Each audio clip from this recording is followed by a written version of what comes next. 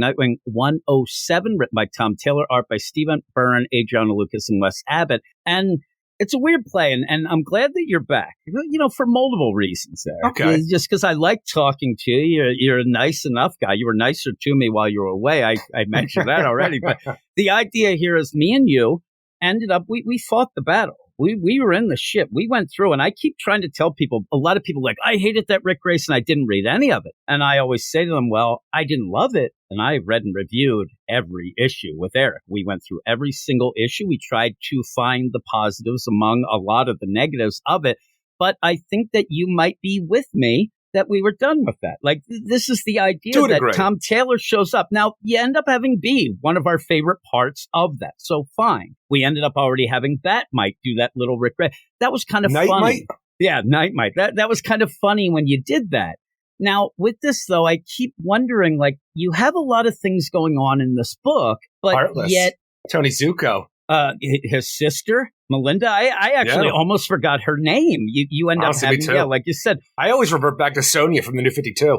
Yeah, exactly. So you have a lot of stuff going on, and it'll be something that I'll bring up in Titans as well, a series that just started. But even the Titans in this new Titans Tower, you have all this going on. But really, Heartless is the big thing, serial killer. And why would you go back to the thing that you were hired to make people forget? And it feels like, and I said to you, at points it felt like, when I was reading this, that, again, it's like a redemption deal. We have to go back to B to kind of explain why Nightwing left her. But also then, after I read it a couple more times, the idea of, showing that B pretty cool. Let's throw this in. It's a neat little callback, but like I said, it might be something that would have been cooler years from now, not in the run that took place to take that away. It's just odd. Look, I'll tell you this, the thing that I appreciate the most about this issue, because mostly what you're going to get is Nightwing doing swashbuckling adventures, like on the I was going to say broad seas. Is that a thing they say? The broad seas, the broad seas, it is. The pirate Nightwing is what you're going to get for this, and it's over the top, silly and goofy, and I'm not really there for that. But when you have the idea where you bring Beatrice Bennett back, the old, like, your girlfriend of Rick Grayson, and, like, making Dick Grayson confront this whole thing where she's now Captain Blood, the pirate of the hold, and, like, this whole thing, like I said, it's silly, but you use that stupid element to say, this is why she was able to own a bar so young and do all these different things. And you know what you did, Tom Taylor? You retroactively went back and made other stories the writers did make sense. But did that need to happen?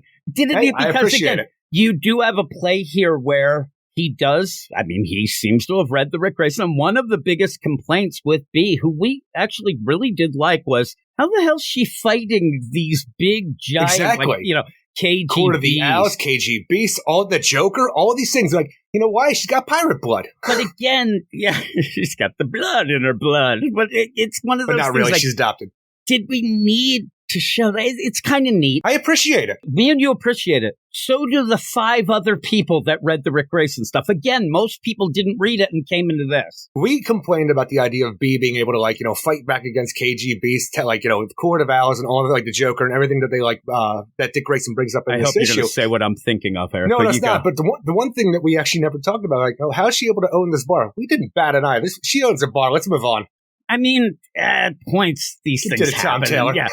What I thought you were going to say is, well, what we have, it's one of those. And I like to do tweets like this. It's kind of a smart ass deal, but this is full out on the money, on the level. I want to tweet Tom Taylor right now and say, listen, you did that cool thing with B, showed how she could fight Court of the Owls, how she could fight KG Beast. Pirate Jiu-Jitsu. Do Red Canary next, please. Because Red Canary, not his character, nothing involved with this book, but same thing, Red Canary. She's gonna that's die. What I'm saying.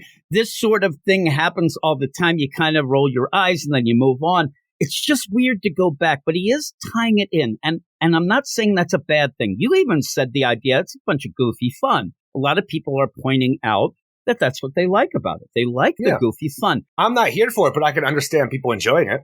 I'm here for it sometimes, but everything has a context. Not pirates for some reason.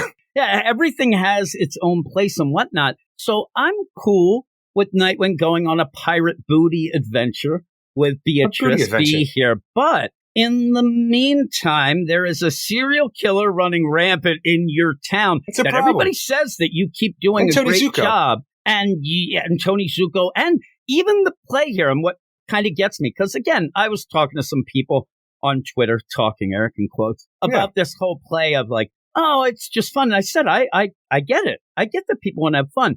But the setup to this especially fun. girls. Well, yeah, and me and Cyndi Lauper. But you end up where the setup to get to this fun continues being the serial killer Heartless. Heartless was the one who killed the old Captain Blood. Yeah, the old Captain Blood quartermaster. And again, I kind of realized or thought... the adopted father of B. Bennett. I thought it was grandfather, I think I said at point, but it ends up being the adopted father. That's fine. But again, you're kind of playing this like, okay, let's elevate B. Almost like, it feels a little like the Melinda stuff. I wish it wasn't pirate-related. I'm telling you. It's weird, I know. You do something where all of a sudden, like when in Catwoman we had in the New 52 with... yeah, Genevieve Valentine. Yep. Genevieve Valentine, thank you. Could not remember for the life of me.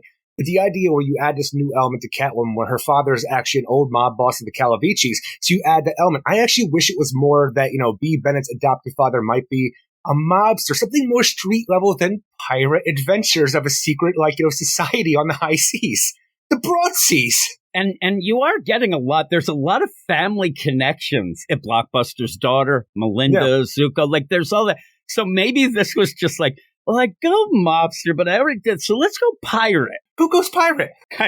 He does. Last issue, I did see people complaining that they felt duped because Nightwing wasn't a pirate. Well, you got it here. You get the pirate here in a goofy way that, again, I'm not going to get too mad that he shows up and looks like Fabio on the cover of a deal, because there's other things you can kind of roll your eyes at, though. Stay for Nightwing's booty. And that's the weird play at the end. If you're going to be positive about this issue, it's the same as most of what we get in this run. There's some neat little fun things, but does that add up to a worthwhile total issue that progresses the plot overall? This ends up putting us in a side story that feels weird. Well, it feels weird because you're not doing Heartless stuff, and you want to do stuff because you have the idea. The whole catalyst is this: that Rick Grayson was sent a box with Dick Grayson's name on it, Nightwing, that he gave to B to put into the super secret hold for and pirate, he got it when he was banks. Rick. Exactly. So he didn't want to open it because he's not Nightwing. He is Rick Grayson. Doesn't want any parts of it. She said she'd take care of it because, unbeknownst to Rick Grayson, she knows super secret pirate bank. So she puts it there. It gets stolen. The quartermaster gets killed. And now Nightwing has to go and face B, who is now the Captain Blood of the hold. And now instead of getting to the bottom of that, we have to have a sidetrack adventure to make sure that we have some squabbling in the old hold and the freaking Captain Bloodness of it, because B is adopted, but she has an adopted brother who's actually the blood relation of the old Captain Blood. And he's going to try Dirk over there, a piece of crap Dirk.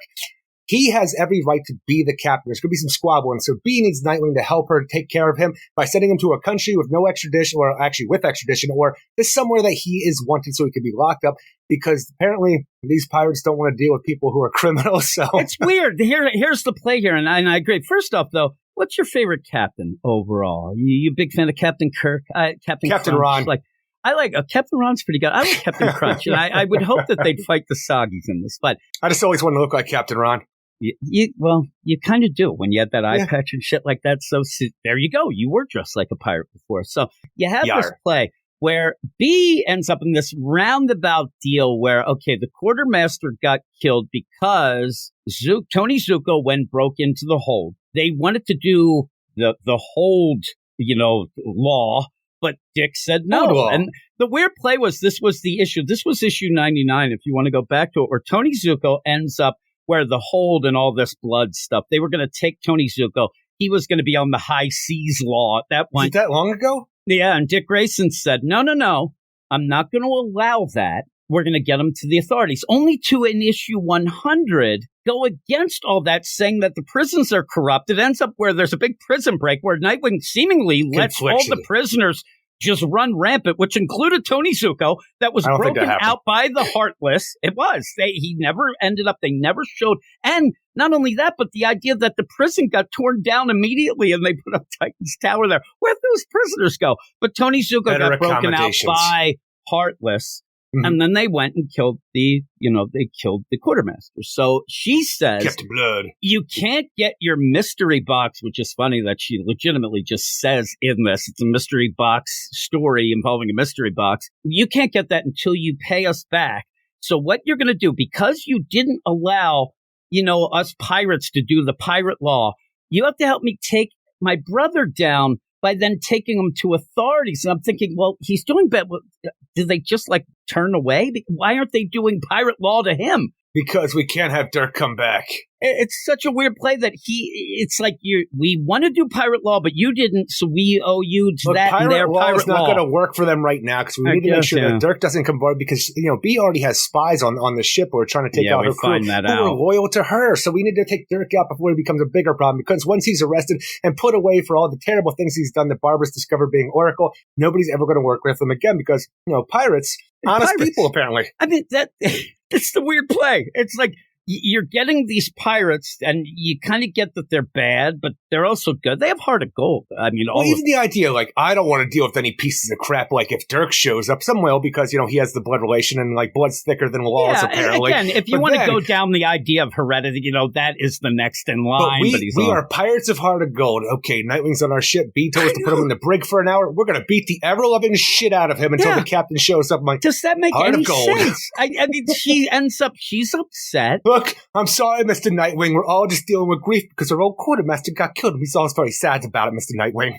Things just, it's a real roller coaster ride of emotions, this one. Because like you said, they're like, okay, B has this connection. Hey, take him down the hold. I don't know if they think, wink, wink. They go down and he's like, all right, well, I'm okay. And he's talking to Barbara. You're playing that deal where he's through the mask. And he's like, I'm okay. I'll be safe. No, you won't, Mr. Nightwing. Safe. I'm going to beat the shit out of you. That ain't even a safe word. Yeah, really. His safe word is pirate more. Life for me. Yo, ho, ho. Pirate life, indeed. They start attacking. So this is him, Get like, his pants. Also trying to, zip him down. You end up where he's ingratiating himself to the pirate life as well. He beats the shit out of everyone else. I mean, it's like joining a gang. It's just like, we have to fight until we become best friends? No, I mean, he is shocking people. So I got my old best friend. Until, when B comes down, it's like, whoa. I love the idea that it's this one last guy. The other guys are laying in fetal positions. They've already shit themselves. And whoa there, buddy. You stop. You can't fight the Nightwings. Like, they don't even show the other guys. He's a superhero. Eliminated. He's a superhero. He is.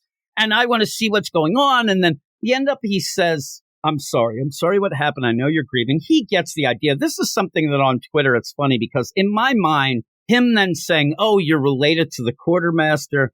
Like, I kind of got that before, and I'm a dummy. Tom Taylor is on Twitter saying that this shows his detective skills to the nth degree. Like, he is a great detective because he figured out that B was related to the quartermaster. I'm glad they said it, honestly, because I'm sitting here like, why is B a pirate? Yeah, a Blood's Haven. Like, that seems so silly, but we'll get to that. Does. Like, he ends up like, oh, my God. And I love this play where you end up where they're talking. They know, and B is aware. It was Rick Grayson to Dick Grayson to Nightwing. She's aware of this. So they're talking. He's in his outfit. Cabby. And she ends up saying, well, hey, and it doesn't even really say too much. He's like, Rick didn't ask many questions. I mean, he was a guy just right in the sack, that guy. While Dick Grayson's already has the answers. And I send you the deal. He gets like all dramatic, like he spins around. Whoa, that name, don't say it, hey. Nobody can hear us, drama queen. Oh my God, don't say it. And she's like, whoa, I know secret identity, you're fine, whatever. But such a weird play. You can't go and do this pirate adventure with me dressed like Nightwing. You got to be pirate-esque. So go and change. And then and a lot of people played. It's a joke. He goes down because she explains then the whole idea with Dirk. Why are you dressed like that? What the hell are you doing? There was jeans and a T-shirt in the locker. Well, I went for the freaking, the Foot Locker. I got the pirate clothes. And the idea that Dick just grabbed the one thing and grabbed, but it's fine. I mean, somebody did point out, and they're 100% correct. This is a guy who was Disco Wing at one point. I mean, seriously, he's worn worse, right?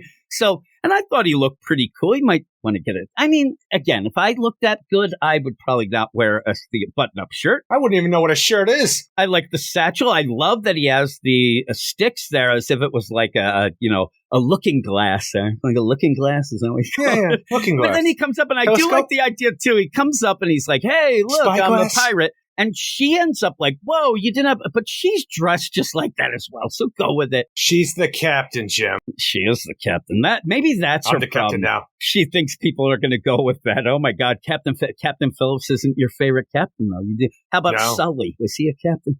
You end up where the guy who fought Nightwing, the last guy standing, he's overboard. Man overboard. Oh my God, we have problems. You think he's going to lose his memory and Kurt Russell's going to make him his wife? It might be. That would be hilarious, right? Yeah, so he's there. And Dick jumps up on the rail and he's going to save this guy, but he can't. The strangest part of this book. What are we doing with this? I don't think it's true, but I'm like, oh shit, Bruce got him with the deal. Like the idea that he ended up getting that whole play with Jason Todd. It's not that, but it feels weird. Like, what is going on? What would make him freeze? Nightwing has the yips. He goes in to save this guy, but he can't move. He jumps up on the rail. Guy's got great balance because he's just standing on the rail during a freaking rainstorm, but he just can't jump into the water. He can't do anything to help this thing. He's afraid. He can't do anything, and we're just going to have to move on with this for pretty much a handicapped Nightwing going forward on a pirate adventure, and nobody knows what's going on in the book so far, so we're going to have to wait and see. I'm like, that is the weirdest addition to this because personally, like, I was here for this, like, the pirate stuff aside, because I'm not here for that, but I was here for the idea of you're doing stuff with B, making the previous run make sense with B Bennett and how she was able to do all the stuff that she did in that, so it all works continuity-wise. I'm especially here for, though, Nightwing going on an adventure. I don't even want to say pirate adventure anymore, but going on a mission with B Bennett with all of this drama going on between, how he left her, the sexual attention, the emotional attention to have, and even back at home when Barbara's wondering, like, oh my God, what's my boyfriend doing? Yeah, like what's on going to happen? Like a sea cruise with his ex, who now, in order for him to go on this, he can't wear his mask that allows Barbara to see because where they go, others can't see. So he has to take that off, get rid of it, and just put on a regular mask because he can't have anybody watching. So Barbara's incommunicado at this point, and I'm just really here for the drama to see how Nightwing will do this, and even to see where the drama will take us after this adventure's over. Is Barbara going to be very concerned about what Dick was up to? She seems fine by the end. I mean, she's even making jokes. Until you come back. Yeah, but I'm telling you, this is the thing, though. In this book, for the most part, Tom Taylor will not allow Dick Grayson to do anything bad, so I don't think it'll be a problem because and he'll be afraid that even if he doesn't do anything bad, doesn't mean that people can't think he did something bad or worry themselves with their own emotions. I think that he'd be worried that people would then say Barbara's. It's not the way he plays things. Barbara's in love, Jim. Emotions are weird. I trusted you 100%, and you trusted me 100%. That's We're boring. Great. Let's go. And it might even lead to Dick being upset and saying, oh, man, I better, put a ring on this thing, right? And so the thing about this, right as the mask comes out from the ocean and he puts it on again, because they throw it in the ocean, but the thing where he's on this railing, very odd. And the only thing I could think of where, is this a weird play? Because who knows what's going on, but is there like a force field that is not allowing him to jump over? The only thing I can think of is being around B, he's having this weird mental block of what happened when it was Rick Grayson, where Rick Grayson wouldn't do these things, and it's almost like coming through for how he's reacting because he is around B, but I don't know. It's just out of nowhere. Yeah, it'd be a weird play, and even where Barbara's there, because he still has his mask on, she's like, well, what's going on? Are you okay? He's like, I'm okay, I just can't move now. And in that, he's like, if somebody else doesn't jump in, that guy's going to die. They don't really the ending where he's not pulling the rope. He's giving orders and they're kind of being a little, hey, thanks a lot, hero. But nobody really throws that much out. They just, hey, he didn't jump over. It's very odd. He already fought with them and stuff like that. They already are mad at him, all that with that. But B jumps in. And then at one point, it's even like B seems to be like, oh my God, she's not coming up. He still can't react. He still can't do it. But then it just goes from there to end with, okay, I'm going to throw my mask. B grabs it, throws it overboard. I don't know if you have to do that much, but ends up destroying that. Barbara's just sitting there this whole time watching the boat go away through the mask with a tear. But again, like I said, at the end of it, she's like, hey, I can send someone to help you. Concerned with me. He's like, no. We're good, whatever. And she says, okay, I know we say be careful a lot, but I mean it this time. He says, I will. I promise I love you. And then boom. We'll see if there's any sort of drama with it. I told her I was going to be careful. What a dummy. And then leans her down in a dip and kisses her. Hey, let's go, baby. What happens on Pirate Booty Ship stays on Pirate Booty Ship. But they're going to go to the city at the end of the world. It's going to Treasure Trove Island. So before we get to the backup, my whole play with this is it's fine. It's a neat little thing for people who did read the Rick Grayson stuff. Again, not as many people probably that are reading this Nightwing now. But maybe they'll go back and maybe you'll find out there is a little bit, but I don't think people want to go back. And we didn't love it. It was all, first off, you went through a bunch of different writers and things, so it ended up being a little disjointed anyway. But when we get to, it's the idea that there's so many other things that I want to deal with. I'm going to say the same thing in Titans. This would be fine if we had already gotten done with the Heartless thing. And I know this ties into it and it'll keep going, but seriously, he is allowing a serial killer to run rampant through Bloodhaven. And the big thing in this is, wait a minute, you're Captain Blood, as in Blood's Haven? You've been around over that doesn't do anything. Nightwing. That really does nothing. Greatest detective. Right? Yeah, really. It's like, I'd love if he's like, no, it doesn't do anything. It's just silly. He's like, no, I'd love if he's like, what the hell is he getting out? Just say, yeah, because it seems cool. Yeah, Blood's Haven it is. Hey, the pirates. They've done this too. We've had this even in that stupid Sam Humphries deal with the ocean changed me. You're always dealing with this idea of how, and the judge goes, oh, he's from back in the day, and but really, it's just Bloodhaven. I know, and I give him credit for trying to, because people will say Bloodhaven is just Gotham Light, or agreed. Half the time they don't even understand where it is. Like me and you get confused half the time because one time it's like 2 minutes away, next it's a half hour, now it's across the bay. All that then stuff. It's north and it's south. Yeah, I appreciate the idea. You're trying to make it its own thing, but it already is, and it's like, it's just weird overall. Well, that's the thing, is Bloodhaven doesn't really feel like a character in this like Gotham does, because all we deal with essentially is Titan's Tower and the new Haven Park that Nightwing built. Everything else is pretty much just out there and you never deal with it. Damn, they're all pieces of crap. That's what they are. They're Bloodhaven, right? And that's the thing. At least in the previous runs of Nightwing, even though we didn't care for the writers or what they did with Nightwing, we saw more of Bloodhaven and seedier side of it. Yeah, we did. And you saw more, like, the more idea street level stuff. Here. Yeah, we did see street level, and that's one of the things that I were talking to people about, where they're, fun. That's always been Nightwing. I said, the Nightwing book is very street level. And this doesn't feel like, you end up having Titan's Tower. It's not going to be a street level with the Titan's Tower being right there. So it's always going to be like more over the top stuff than you had with previous. When the previous Nightwing stuff is kind of out of the way now because we're on a new era. It's a new status quo, almost like what Rick Grayson was.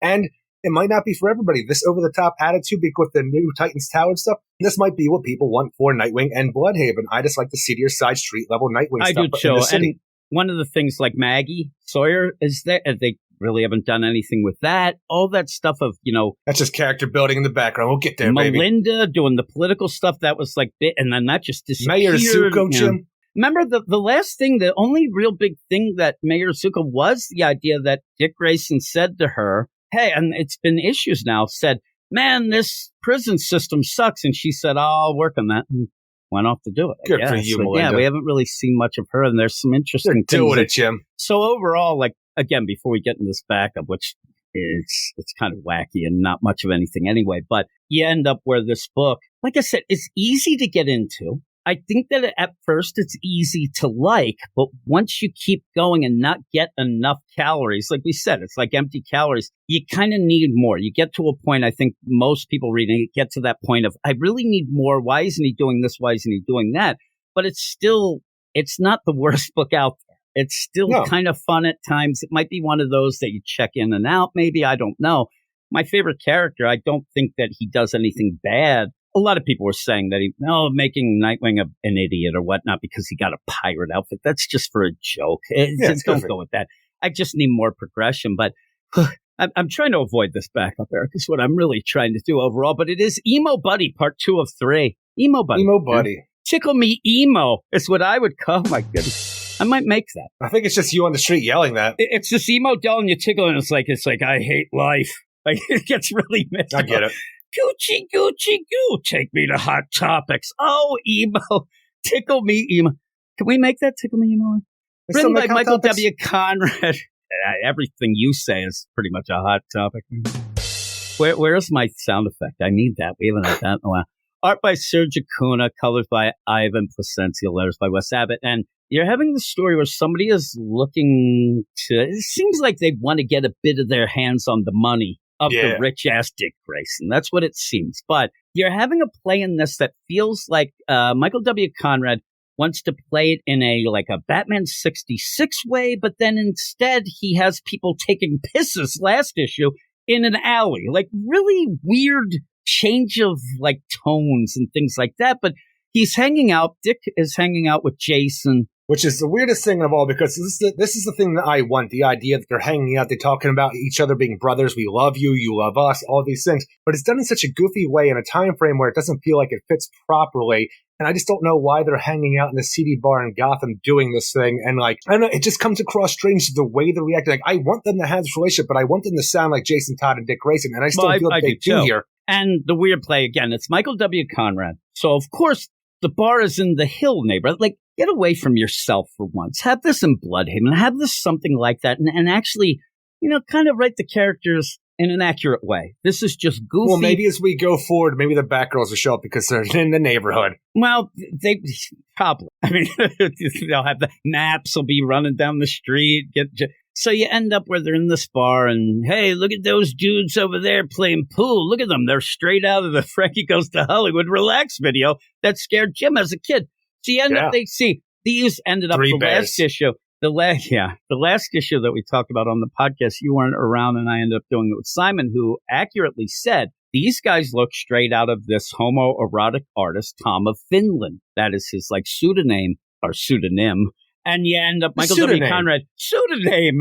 That's my new villain, Eric. Every time you look at him, he has a different name, right? That's like me. Every time, Handy J. Well, every time my wife sees me, like the one time she called me an asshole and a dickhead, it changes. That's my pseudonym. Alias. So you end up where he mentioned this. This really looks like those. And lo and behold, Michael W. Conrad actually was on Twitter saying that was the case. But what does that do for this? What goes on here? And again, it feels like so goofy, over the top, jokey that I can't really take it. And nothing happens in this. No. They end up where you have a guy, he's trying to look into Dick Grayson. Oh my God, he's dating all the ladies. Because you actually, last backup, you did have the Batgirls. Now that I think of it, because you had Steph, and Steph was. I realized when I read this, I didn't read last month's backup. Yeah, now the last one, and the guy who's watching, the guy in the car, he took a piss in an alley, and that was really spelled out. It was very odd. Only that allowed Steph to get into the apartment unseen. So weird. But in this, again, you just have barroom brawl, alleyway brawl. These guys are rootin' tootin' shooting. Blitz. Barroom blitz it is. I mean, it seriously is. And they end up where they go out the back door. But also then this guy, oh my God, what's going on? And Jason seems to, again, get over the top violent. You don't see it, but at one point, you're going to play John Wick shit of, hey, give me a pencil. And then he'd just be, to a point where Dick Grayson almost looks like he's going to upchuck because it's so bad. And then he writes a note and shoves it in the guy's mouth. And it's just, we know who you are. Yeah. They need medical assistance. I know who you are. I know what you want. Stop now before you get hurt. Dick Grayson. Yeah, and Dick, it seemed like Jason wrote it, but that's fine. And these guys are beat up. They're on. That's the thing, is I'd sign Dick's name too if I didn't hate as shit as Jason. Yeah, really. Todd. Well, I mean, seriously, if you want to go with the whole play of this, he does just sign it D. D. You love the D. Big D. The big D is in town, Eric. But it's a weird play. It's goofy, but yet it's not. It doesn't do anything for me. No, and it like I said, this different tonal the way it does it, even from that first deal.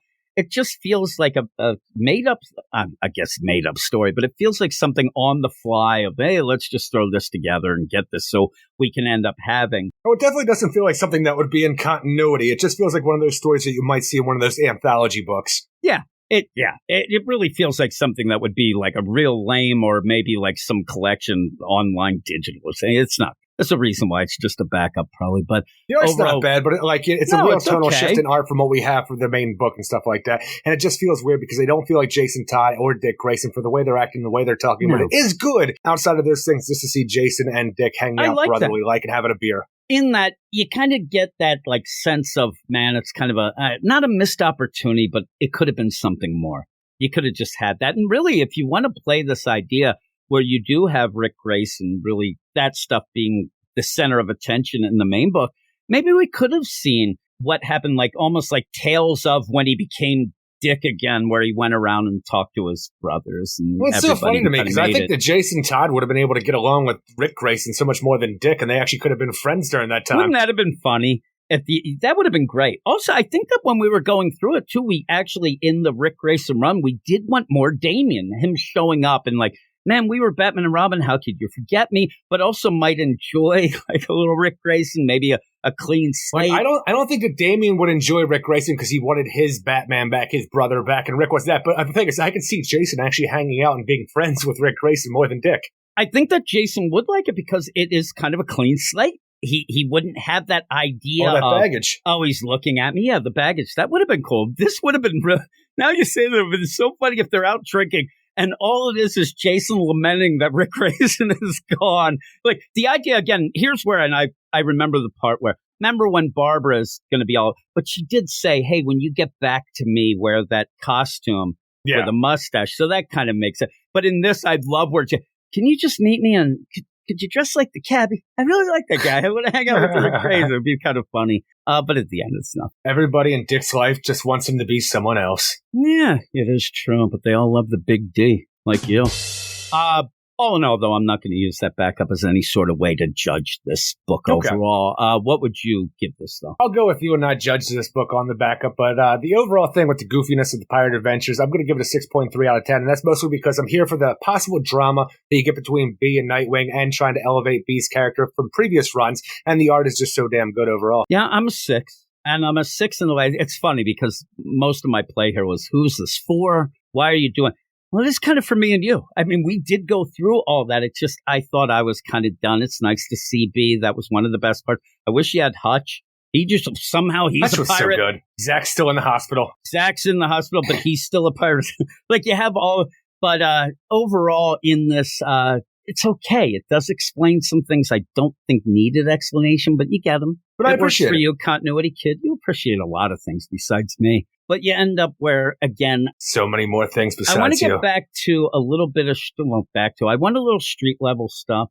I want to get Heartless taken care of and then move forward. I'm telling you, the Titans are all coming together to take him down. When I think of this, one of the things that I thought of is as you have Pirate Adventure, the Titans get together and say, listen, he's out of the... Let's take care of this asshole. Like, I know we've been waiting for Dick to be involved, but screw that. The guy's killing people. Let's go. He's got a heart gun. Zipping in his cabin. Yeah, the heart gun seems like something that would be sold like with a sham wow. It'd be like a late night infomercial. Don't shoot me with your heart gun. That would be good. Don't heartless gun me, bro. That's what I'd yell out there. Yeah. But you are all weirdos. Weird science is the revolution. Weird science is the revolution.